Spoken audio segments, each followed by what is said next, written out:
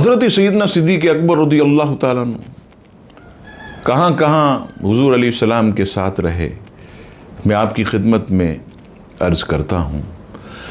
عالم ارواح میں حضور علیہ السلام کے ساتھ صدیق اکبر ہے، بچپن میں حضور علیہ السلام کے ساتھ صدیق اکبر ہے، جوانی میں حضور علیہ السلام کے ساتھ صدیق اکبر ہے۔ جس کے گھر سرکار کریم علیہ السلام دن میں 2 بار تشریف لاتے وہ سیدنا صدیق اکبر ہیں۔ موسم بہار کی پہلی بارش سیدنا صدیق اکبر ہیں۔ امت کے سب سے بڑے مجاہد صدیق اکبر ہیں۔ امت کے سب سے زیادہ بہادر سیدنا صدیق اکبر ہیں۔ امت کے سب سے بڑے عالم سیدنا صدیق اکبر ہیں۔ امت کے سب سے بڑے مفتی سیدنا صدیق اکبر ہیں۔ امت کے سب سے بڑے محدث سیدنا صدیق اکبر ہیں۔ سرکار کریم علیہ السلام کے سب سے بڑے عاشق صدیق اکبر ہے۔ 40,000 درہم حضور علیہ السلام کے قدموں میں لٹانے والے صدیق اکبر ہیں۔ حضور علیہ السلام کے ساتھ تکالیف اٹھانے والے صدیق اکبر ہیں۔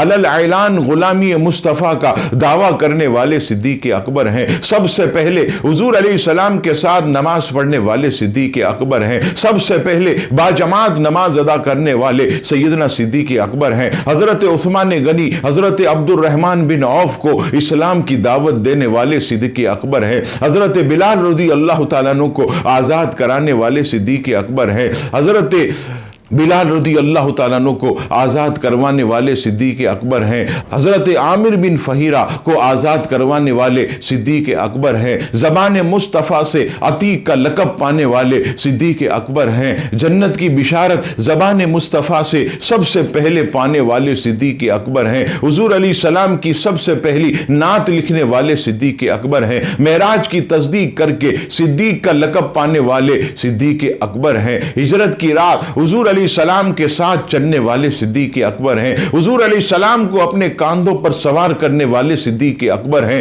غار میں سب سے پہلے داخل ہونے والے سیدنا صدیق اکبر ہیں۔ مصطفیٰ کریم علیہ السلام کو گود میں سلانے والے صدیق اکبر ہیں۔ ثانی اثنین اذ ہما فی الغار کے مصداق صدیق اکبر ہیں۔ محبت رسول میں سانپ کا ڈنگ برداشت کرنے والے صدیق اکبر ہیں۔ والذین معہ کے مصداق صدیق اکبر ہیں۔ وصدق بہ کہ مصداق صدیق اکبر ہیں۔ نام محمد صلی اللہ علیہ وسلم پر انگوٹھے چومنے والے صدیق اکبر ہیں۔